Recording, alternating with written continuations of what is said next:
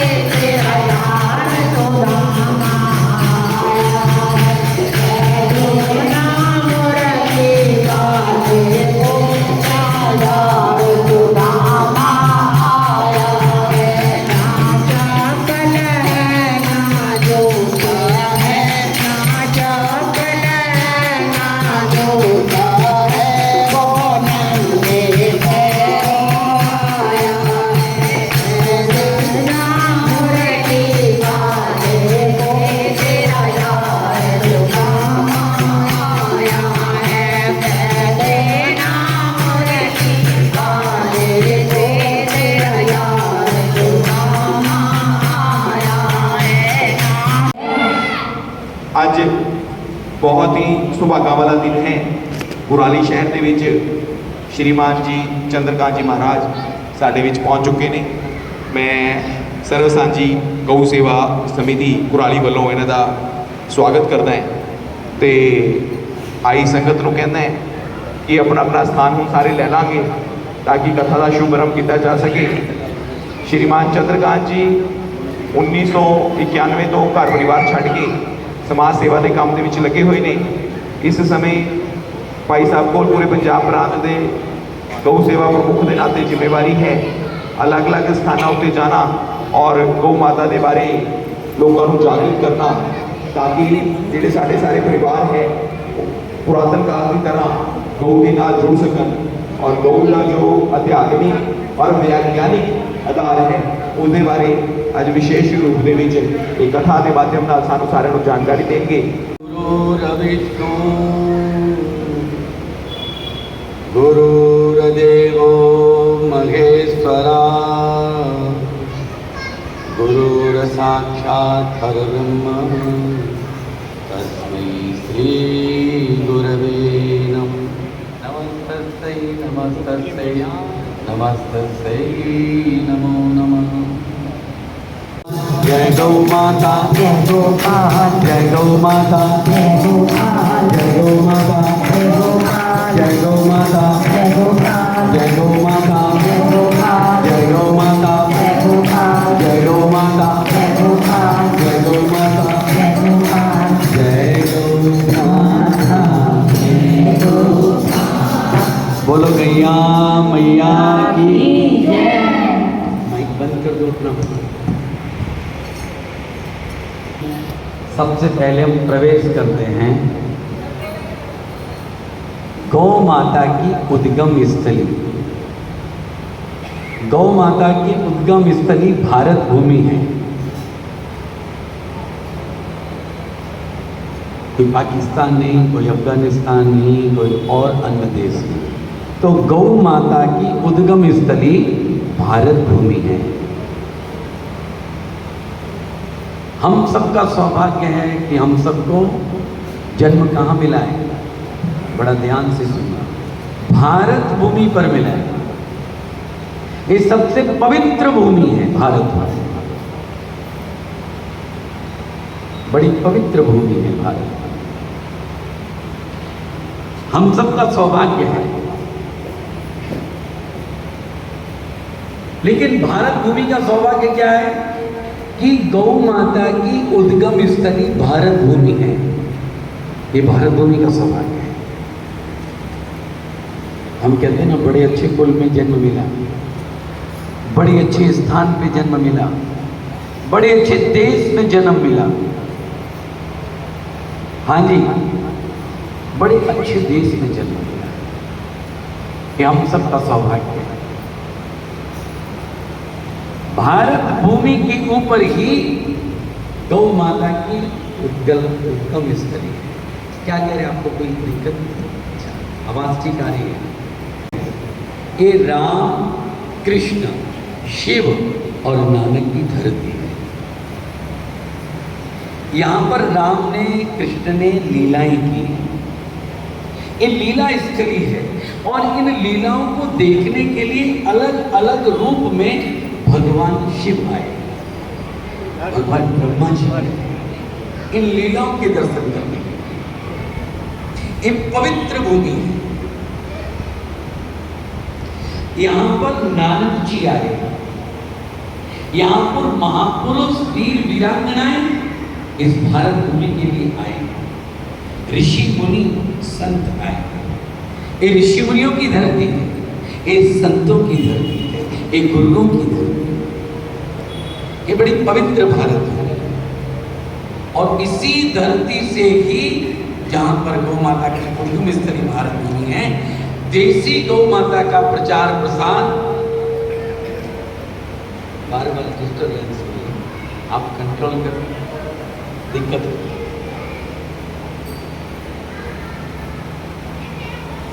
तो कुल मिला के हम देखेंगे तो ये बड़ी पवित्र भूमि है। अब यहाँ पर एक विचार और करो, इस भूमि को माँ कहा गया है। क्या कहा गया है?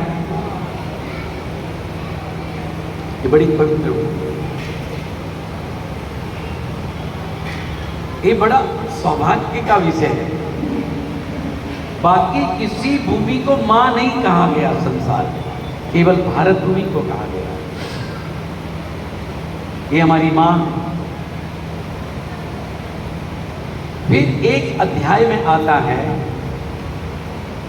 कि समुद्र मंथन हुआ था। सबको पता है ना, हाथ खड़ा करो। समुद्र मंथन बहुत अच्छा। लेकिन समुद्र मंथन का उद्देश्य क्या था? भगवान विष्णु ने इसकी योजना बनाई। सब कुछ कर सकते थे, लेकिन उन्होंने देवताओं को भी इस काम के लिए तैयार किया और दानवों को भी तैयार किया। दानवों के कुलगुरु शुक्राचार्य के पास एक विद्या थी जिसका नाम था संजीवनी विद्या। राक्षसों को जिंदा कर देते थे। तो भगवान को लगा विष्णु जी को कि देवताओं के लिए ऐसी चीज दे दी जाए कि वो मरे ही ना। अमृत तो प्रदान कर दिया जाए, अमृत का संचार कर दिया जाए, तो समुद्र का मंथन होगा और उस मंथन में एक रत्न अमृत भी निकलेगा मंथन करते करते। इस योजना से देवताओं को, दानवों को, दोनों को तैयार किया। समुद्र मंथन की तिथि तय हुई। विशाल समुद्र का मटका बनाया गया। अब उसकी मथनी कहां से लाई जाए? तो मंदराचल पर्वत, बिहार मंदराचल पर्वत को लाया गया। उसकी मथनी बनाई। अब इतनी भारी पत्नी, इतनी भारी, ये जो मथनी है वो तो रेत में धस जाएगी। तो भगवान को कच्छप अवतार लेना पड़ा और अपनी पीठ पर मंदराचल पर्वत को रखवाना पड़ा। वासुकी नाग की रस्सी बनाई। देवताओं ने, दानवों ने, दोनों ने मिलकर मंथन किया। और मंथन जब शुरू हुआ तो अलग अलग प्रकार के रत्न निकले। एक समय पर समुद्र से लक्ष्मी जी प्रकट हुई। एक समय ऐसा आया तो घोड़े प्रकट हुए, विष प्रकट हुआ। मंथन करते करते अमृत भी निकला, बहुत सारी औषधियां भी निकली। अलग अलग प्रकार के रत्न, 14 रत्न निकले।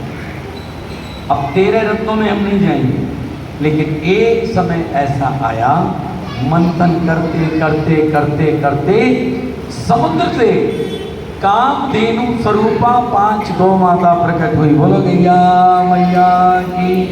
धवल गाय 5 एकदम सफेद कामधेनु स्वरूपा 5 गौ माताएं प्रकट हुई, जिनका नाम था सुरभि, बहुला, सुभद्रा, नंदा, सुशीला। ये 5 गाय प्रकट हुई और वो देवताओं के हिस्से में आई। कुछ चीज देवताओं के पास जाती थी, कुछ दानवों के पास जाती थी। तो वो 5 गौ माता जो कामधेनु स्वरूपा हैं, वो क्या हुआ, देवताओं के हिस्से में गई और देवताओं ने अपने पास नहीं रखी। उस समय धरती पर 5 महर्षि हुआ करते थे, जिनका नाम था ऋषि जमदग्नि, ऋषि भरद्वाज, ऋषि गौतम, ऋषि वशिष्ठ और ऋषि असित। ये 5 गाय उनको दे दी गई। देवताओं ने उनकी पूजा अर्चना वंदना ये सब करने के बाद 5 गायों 5 महर्षियों को दे दी गई। वो परम वैज्ञानिक थे, परम वैज्ञानिक थे 5 महर्षि। उन्होंने गायों के ऊपर खोज प्रारंभ की, शोधिका ने प्रारंभ किया और वहां से गायों की वृद्धि प्रारंभ हुई। गौ माता का दूध, दही, घी, गोबर, मूत्र, इन 5 के ऊपर रिसर्च प्रारंभ की कि मानव जाति के लिए किस प्रकार से उपयोगी हो सकती है।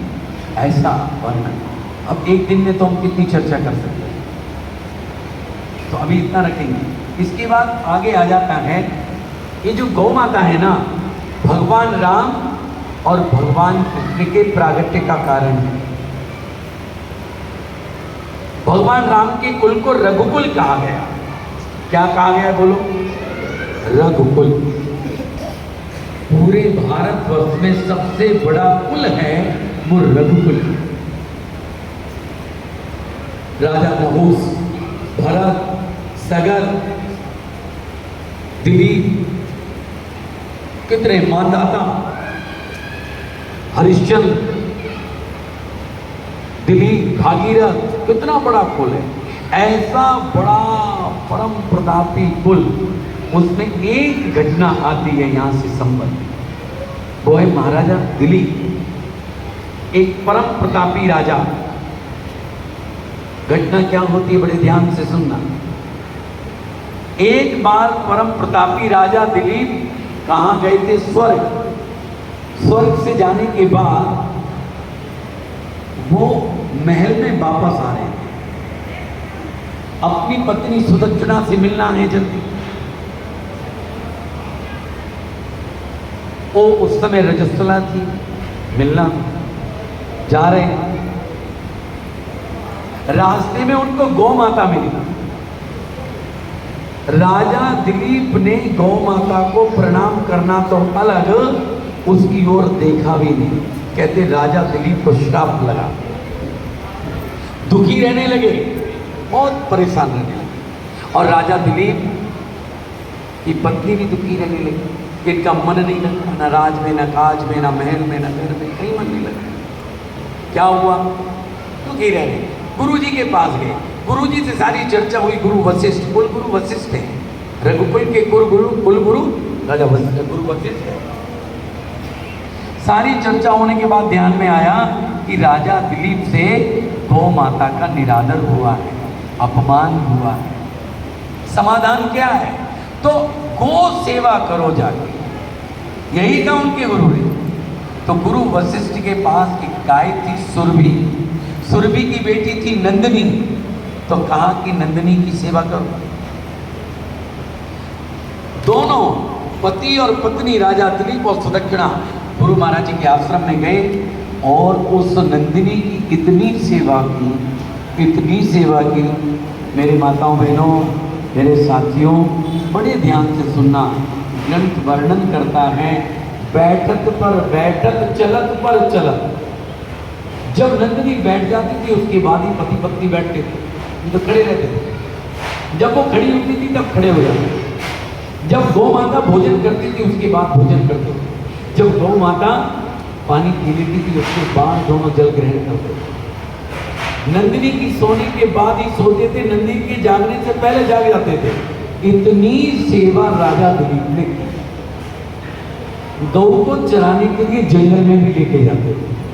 गौ को चराने के लिए जंगल में लेके जाते थे। एक दिन नंदिनी चलते चलते राजा दिलीप की आंखों से ओझल हो गई।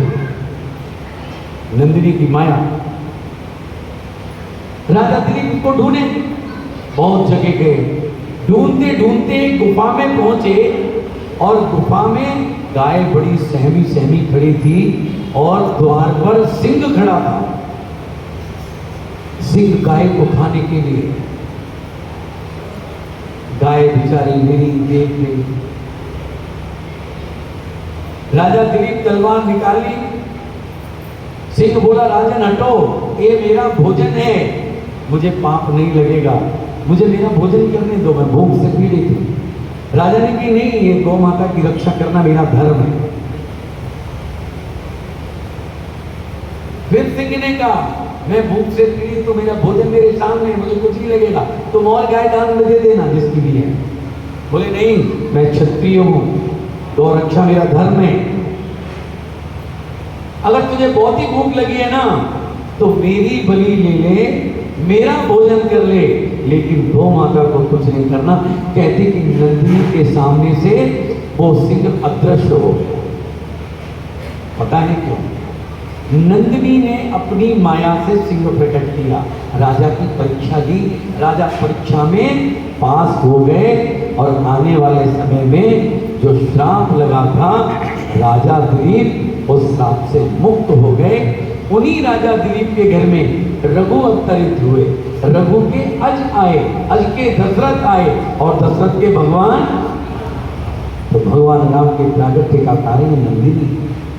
अगर नंदिनी की सेवा ना होती तो दशरथ कहाँ होते और फिर राम कहाँ होते? तो भगवान राम के प्रागट्य का कारण गौ माता है। अब इससे हमें क्या ध्यान में आता है? गौ माता अगर हमें कहीं भी मिल जाए तो एक क्षण के लिए रुकना, उसको प्रणाम करो, उसके दर्शन करो। गौ माता का सम्मान। कोई बड़ा मिल जाए तो हम क्या करते हैं? नमस्कार, राम राम करते कि नहीं करते? ऐसी गौ माता जब मिले, अरे सभी की मां है, भगवान शिव की भी मां, राम की भी मां, कृष्ण की भी मां, सारी सृष्टि की मां। भगवान ने तो कहा है, विप्रदेनु सुर संत गीत लीन मनुज अवतार निज इच्छा निर्मित तनु माया गुण गोपाल। विप्र यानी ब्राह्मण, धेनु यानी गाय, सूर्य यानी देवता और संत जनों के कल्याण के लिए मैं इस धरती पर स्वयं की इच्छा से मनुष्य जीवन में आ रहा हूं।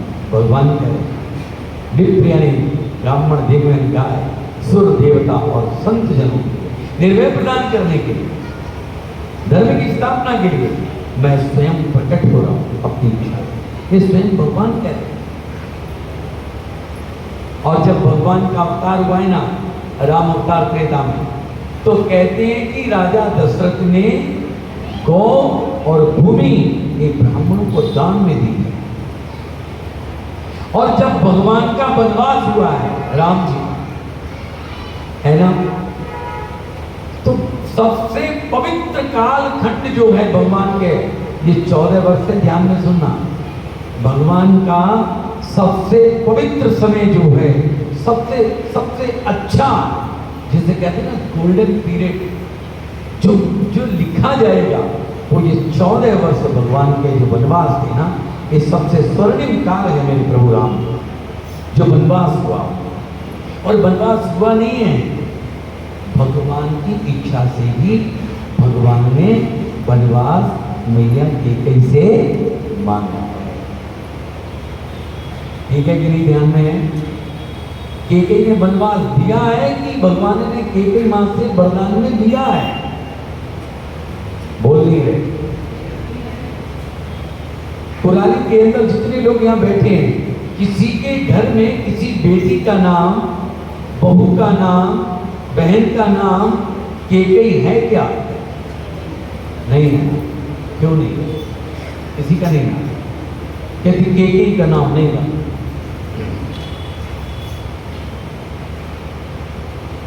भगवान सबसे ज्यादा प्रेम कौशल्या से भी ज्यादा प्रेम किसको करते थे? बोलो, कैकेयी मां को। एक बार बचपन में खेल में पीछे से जाके मां को कमर से पकड़ लिया भगवान ने। बोल मैया कौन, बोल मैया कौन? तो मैया ने क्या बोला बताओ? कोई बताएगा? मैया ने कहा इतना शैतान कौन हो सकता है? लक्ष्मण हो सकता है। मैया ने बोला लक्ष्मण, इतना शैतानी कौन कर सकता है? तंग मुझे कौन कर सकता है? राम तो करता नहीं। तब राम ने कहा मैया तुम हार गई, मैं जीत गया, राम हूं। सामने आ गया, बोले मैया मैं जीत गया, खेल में जीत गई। बोले अब मैया मैं जीत गया हूं तो मुझे कुछ देगी? बोले हाँ बोल राम क्या लेगा तुझे? अरे जो मांगेगा। अब राजमहल में है, राजघराने में है, बोल राम क्या चाहिए? जो मांगेगा वो मिलेगा। अरे मैया सुन, जो मैं मांगूंगा वो देगी। एक वाला, अरे राम तो प्राण भी मांगेगा तो प्राण दे दोगे, बोल तुझे क्या चाहिए? अरे भैया मैं दोबारा कह रहा हूं, देख ले, जो मैं मांगने जा रहा हूं वो देगी, और जो मैं मांगने जा रहा हूं ना और तू दे देगी भैया, तो तुझे तेरा बेटा मांग के ना भी छोड़ देगा, तेरा नाम कैकेयी रखना छोड़ देंगे सब। और सुन मैया, इतने पे भी जो मैं मांगने जा रहा हूं वो देगी। अरे राम, तू बोल मांगता क्या है, मैं दूंगी तुझे। अरे मैया, तुझे सारे लोग छोड़ देंगे। तीसरी बार मैं कहा, फिर बोली राम तू तो नहीं छोड़ेगा मुझे। तब राम ने कहा ना मां, मैं तुझे नहीं छोड़ूंगा। आपको पता है भरत ने जीवन भर केकई को मांग बाद में नहीं दिया। एक बार घटना आती है, केकई मां राम के पास जब दशरथ जी चले गए, सारा कुछ हो गया, पांचों बैठक हो गई, भरत चले चित्रकूट रामा राम को मनाने, है ना। तब केकई ने कहा तू तो राम मुझे मां कहता है, लेकिन मुझे दुख एक है, मेरा भरत मुझे मां नहीं। बोले मां, मैं मेरी बात भरत नहीं करेगा, मैं मां। राम रोते रोते भरत के पास गए। बोले भैया ये क्या है? बोले भरत आज मैं तेरे से कुछ मांग रहा हूं, देगा? बोले भैया जो मांगोगे दूंगा, बोलो, लेकिन बस एक चीज मत मांगना, मैं केकई को मां नहीं कहूंगा। अब कल्पना करिए, भरत ने मां त्याग दी, प्रहलाद ने पिता त्याग दिया, राजा बलि ने गुरु त्याग दिया। ये एक उदाहरण है। भरत ने मेहरबानी नहीं, मां को त्याग दिया। राम जी ने कहा सब कुछ राम करते थे, राम सब कुछ मांगो, लेकिन मैं ये, अब कल्पना करो राम से कितना प्यार होगा, अपनी मां को त्याग दिया कि जिसने मेरे भाई को बनवास। तो राम को वनवास दिया नहीं है, भगवान ने लिया है। अगर वो 14 वर्ष वनवास में ना जाते तो ये जो काम विप्रदेन सुरसंत हितलीन मनुष्य अवतार, ये काम पूर्ण होने वाला नहीं, धर्म की स्थापना पूर्ण होने वाली नहीं, रावण समाप्त होने वाला नहीं। इसलिए रावण को राम ने नहीं मारा। रावण को मारने में सबसे पहली भूमिका मेरी मां की। तब बड़े कठोर चरित्र है, केकई का पढ़ के तो देखो, केकई जैसा त्याग मानव में कहां मिलता है। तो ऐसे भगवान का जब वनवास हुआ तो भगवान ने दुर्जित नाम के ब्राह्मण को बुला करके हजारों गाय दान में दी, भूमि दान में दी। तो आज बताओ, इतने लोग बैठे हैं, अभी और 1.5 घंटा शेष बचा है, जितना भी होगा करेंगे। किसने अपने जीवन में गोदान किया है? एक गौ माता जीवन में दान कर दी है। जरा हाथ खड़ा करना, 1 गोदान, 2 पूरा खड़ा करो, 1 2 3 4 5 6 7 8 9, इधर से 10 11। बहुत अच्छा, इन सभी को प्रणाम। जीवन में 1 गोदान जरूर करना। क्यों? और विधान से करना, ये नहीं पूछ पकड़ ली 2100 रुपए पंडित जी को दे दिए गोदान, ना ना। 4 दिन घर में गाय को रखना, घर में घुमाना, उसका गोबर गोमूत्र घर में गिरे। फिर वैदिक रीति से ब्राह्मण को बुला करके पात्र को दान करना। अगर कोई पात्र ना हो तो गौशाला में दान करना। अगर पात्र ना हो, पात्र कैसा जो घर में रखे, आगे ना बेचे। हर महीने उस गाय के दर्शन करने जाना और पूरे 1 वर्ष की उसकी भोजन की, पानी की सब व्यवस्था करके देना, ये है तो। किसी ने उपन्यास पढ़ा है गोदान और गवन? मुंशी प्रेमचंद्र का, जरा हाथ खड़ा करो। मुंशी प्रेमचंद्र का गोदान और गवन, गोदान पढ़ो, लिख लो गोदान, मुंशी प्रेमचंद्र का है, इसको पढ़ना चाहिए, बहुत अच्छा। ऐसे भगवान राम के प्रागट्य का कारण मेरी गौ माता, ऐसे भगवान कृष्ण के प्रागट्य का कारण भी मेरे ठाकुर जी के अवतरण का कारण भी गौ माता है। जब भगवान जा रहे थे ना त्रेता में से अपना काम पूर्ण करके, तो सरयू में स्नान करने के बाद भगवान राम अपने वास्तविक स्वरूप में आए, यानी नारायण के स्वरूप में आए, चतुर्भुज रूप में आए। और वहां पर कहा कि त्रेता में तो मैं ज्यादा काम गौ माता के लिए नहीं कर पाया, लेकिन अब जब मैं द्वापर में अगले युग में आऊंगा ना, तो गौ माता के लिए खूब काम करूंगा। अभी अभी जन्माष्टमी कौन कौन गए, जरा बनाया, जरा हाथ खड़ा करो। सब नहीं बनाया ना, हम सनातन ही है ना। अष्टमी के दिन काली अंधेरी रात, रात के 12 बजे कारागार के अंदर, मथुरा के अंदर देवकी और वासुदेव जो हड़ियों में, हथकड़ियों में जकड़े हुए, कंस की कारागार में रात के 12 बजे भगवान का प्रागट्य होता है। बोला कृष्ण कन्हैया लाल की 12। एक झलक देवकी कृष्ण की करते हैं और तुरंत वासुदेव जी को कहते हैं, मेरे प्रीतम, मेरे प्रभु, जल्दी लेके जाओ। और लेके कहां जाना है? हाँ जी, गोकुल, जहां पर 9 लाख गाय है। कितनी गाय है महाराज जी? 9 लाख। नंद बाबा के जननी ने दर्शन किए, एक बार अपने ऐसे लिया है, अच्छी तरह से टोकरी में सजाया है। आप कल्पना करके देखो, आज वासुदेव जी ने कितने पुण्य कर्म किए होंगे कि जो जगत को अपने ऊपर धारण करने वाले, सारे जगत के नियंता हैं, उस जगत के नियंता को अपने सिर पर उठाए। क्या हुआ? एक बार ठाकुर बताओ जरा, ये हमारा सनातन, ये हमारी भक्ति की भारत भूमि। यहाँ पर ऐसे ऐसे लोग प्रकट हुए जिन्होंने ठाकुर जी को अपने सर पे विराजित किया। आप कल्पना करके देखो कितना तप किया होगा जननी देवकी ने और वासुदेव जी ने। लेकर के निकले, सारे द्वार खुल गए, द्वारपाल सो गए, सब प्रकाश हो गया। और जैसे ही निकले हैं कारागार से, आकाश से पुष्प वृष्टि देवताओं ने की है कि अब जगत का भार हल्का करने, धर्म की स्थापना करने, राक्षसों का अंत करने के लिए अब ठाकुर जी कृष्ण के रूप में मथुरा की नगरी में प्रकट। खूब प्रसन्न। जमुना जी में प्रवेश किया, तो गोकुल जाना है ना, तो जमुना जी को पार करना पड़ेगा। अब जमुना जी बहुत उछाले मार रही हैं कि आज ठाकुर जी मेरे द्वार चल के आ रहे हैं, हमारे घर चल के आ रहे हैं। तो जमुना जी में प्रवेश किया है वासुदेव जी ने। जल बढ़ता जा रहा है, बढ़ता जा रहा है, बढ़ता जा रहा है, बढ़ता जा रहा है, मस्तक तक जल पहुंच गया। वासुदेव जी घबराने लगे। ठाकुर जी को लगा कि भाई अब वासुदेव जी घबरा ही न जाए, तो भगवान ने अपने चरणों को टोकरी से बाहर निकाला है। जमुना जी ने स्पर्श किया है और जमुना महारानी शांत हुए और जमुना महारानी की ऐसा बहुत सुंदर दृश्य आया है।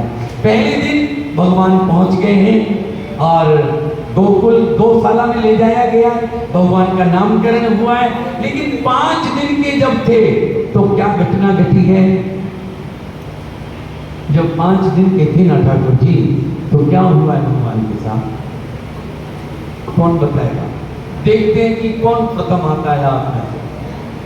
5 दिन के भगवान थे, तब क्या हुआ है भगवान के साथ? हाँ, क्या बोला जोर से? पूतना आ गई है।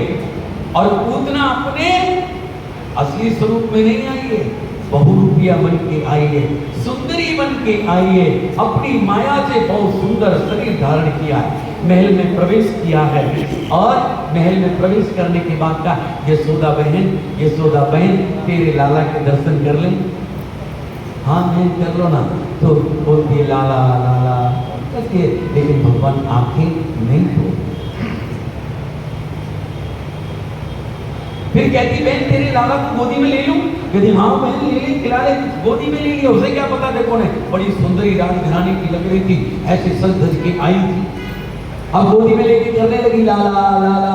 लाला की आंखें बंद है, लाला ने आंखें नहीं खोली, ना पालने में आंखें खोल के देखा, ना गोदी में आंख खोल के देखा। क्यों? कोई बता सकता है? भगवान ने बहुत सुंदर लिखा है। अब ये चीज आप लोग नोट करना, अभी से लेके 6 बजे से कथा 8 बजे तक चलेगी। आपने प्रसंग सुने और जाते जाते 8 बजे के बाद भूलते जाना,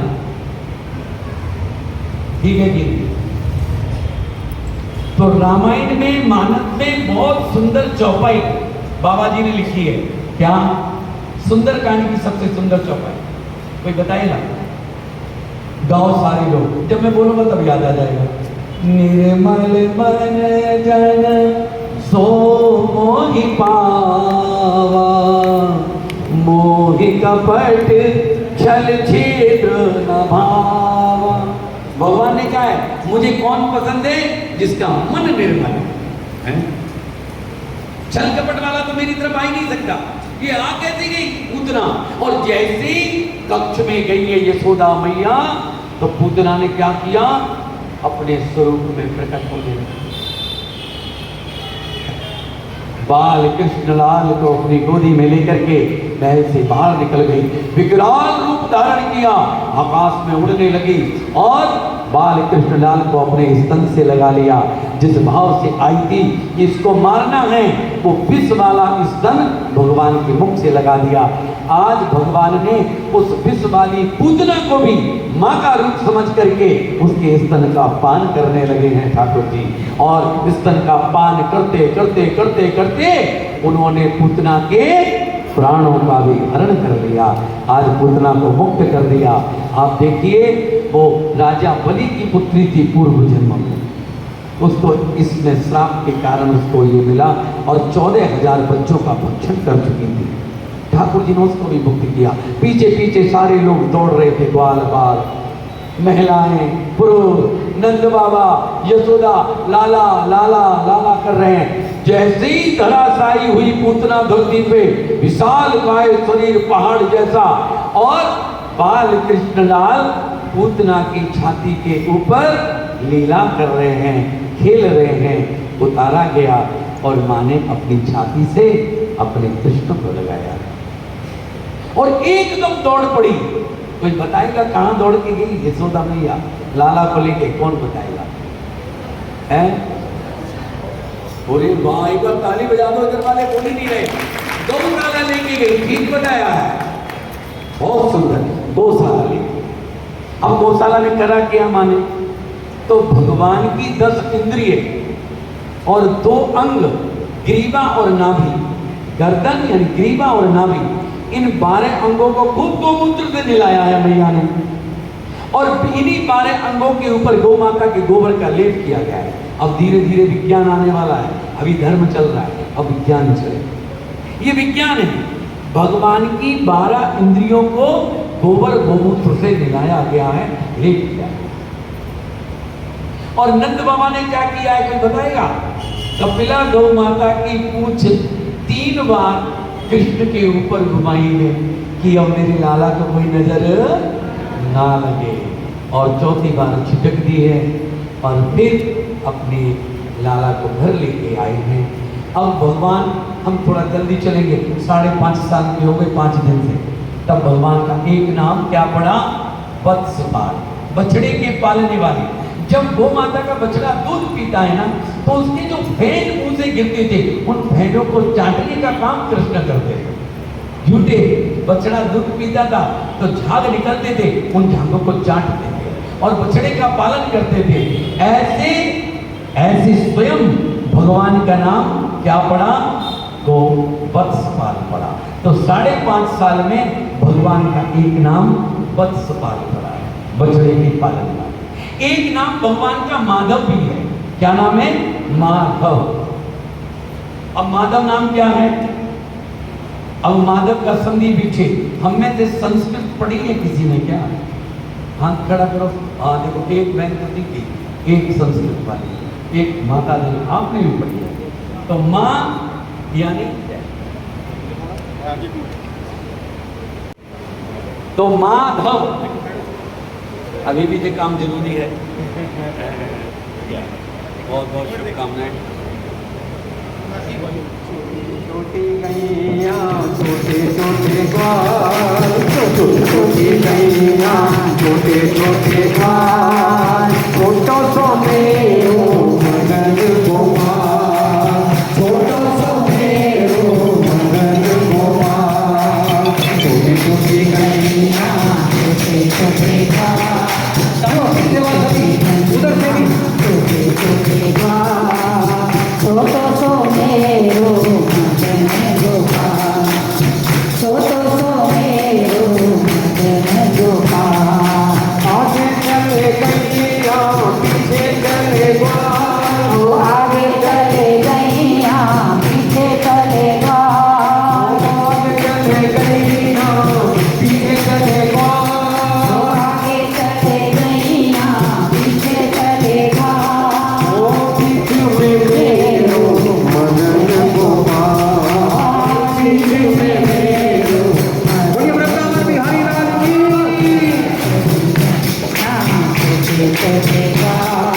छोटे छोटे गैया छोटे छोटे छोटो सो मेरो मदन गोपाल छोटो सो मेरो मदन गोपाल ओ घास खाए गैया दूध पिए ग्वाल वो घास खाए गैया दूध पिए ग्वाल घास खाए गैया दूध पिए ग्वाल घास खाए गैया दूध पिए ग्वाल माखन खायो मेरो मदन गोपाल आंगन खायो रे मदन गोपाल गैया छोटे छोटे ग्वाल छोटे छोटे गैया छोटे छोटे ग्वाल छोटो सो मेरो मदन गोपाल छोटो सो मेरो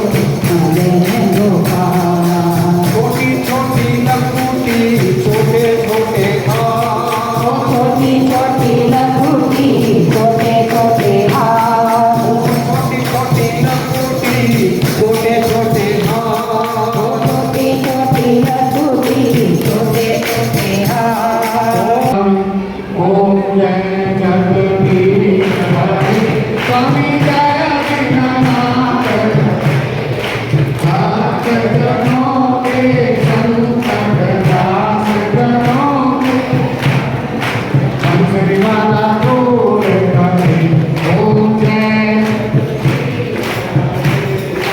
जो जावे पद भावे दुख में से मन का स्वामी दुख में से मन का सुख संपत्ति घर आवे हंसरी माला मेरे घर राज मिटे कनका आसनारों में भी सखी ओम जय तुम पूर्ण परमात्म तुम अंतर्यामी स्वामी तुम अंतर्यामी पार ब्रह्म परमेश्वर पालन करता स्वामी तुम रक्षा करता मैं मूरख करतामी सेवा करो वरदा ओम जय सेवा ओम जय श्याम सुंदर बिहार जो कोई नर गावे स्वामी प्रेम सहित कहत शिवानंद स्वामी भजत हरे हर मनवांचित मन पावे ओम जय जय जय श्री राम जय जय श्री राम